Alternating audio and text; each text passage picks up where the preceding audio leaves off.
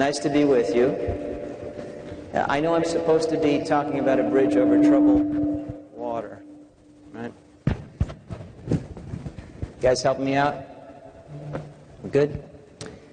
What I have to say about that is we'll cross the bridge when we come to it.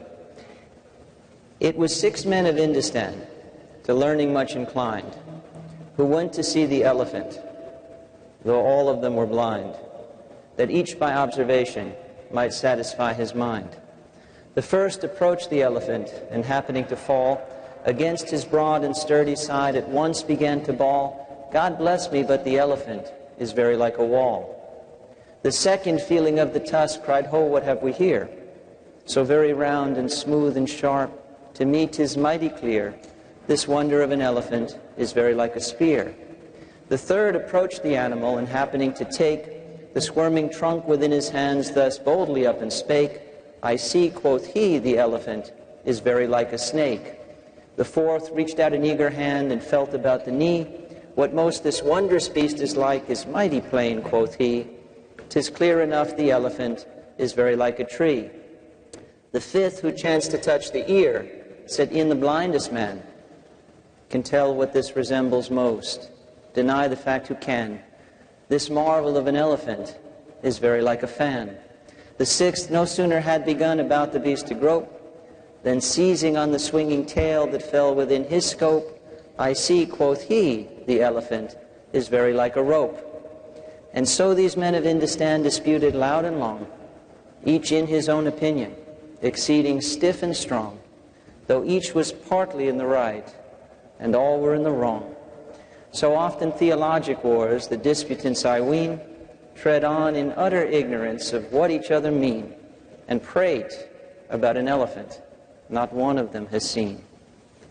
Well, my friends, I fear we're prone to much the same tendency in epidemiology, and what I'd like to do over the next little while together is put back together a comprehensive message. Here then is our assembly line. We begin with an effort to see a whole that is greater than the sum of its disassembled parts.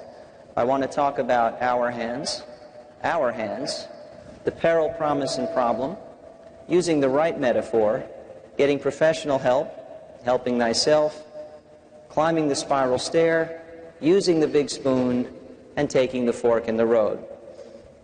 With regard to our hands, I was invited here to Orlando, and thank you very much, by the way, it's a pleasure, to address an audience interested in anti-aging. So presumably what that has to do with is stopping the clock. And I would argue that in many ways it's the wrong mission. And I don't mean to dispute the basic mission of the organization, but of course we can't stop the clock. And whatever the promise is or isn't with regard to such interventions as resveratrol, which was in the news this week, I'm not sure that's really the prize. We are going to age. But the issue then becomes, what about the potential power to improve how we live that's already in our hands? I don't know if there are any other fans of the movie Braveheart in the room.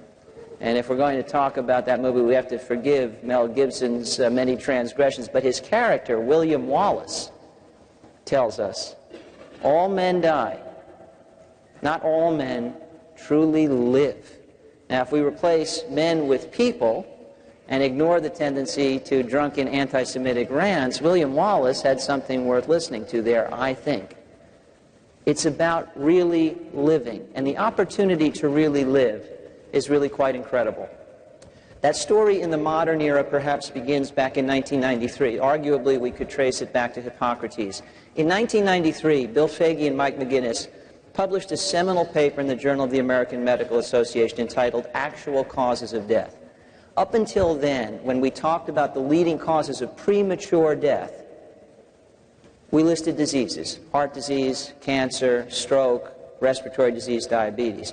McGinnis and Foege said diseases are not causes. Diseases are effects. And what we want to know is effects of what? What is causing the diseases that are taking years from life? Very opposite, the antithesis, if you will, of anti-aging. But maybe more importantly, taking life from years because they are chronic diseases.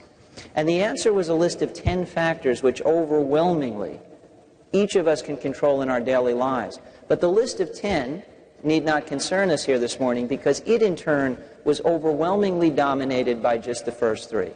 And the first 3 were tobacco use, dietary pattern, and physical activity, or what I like to refer to as how we use our feet, forks, and fingers.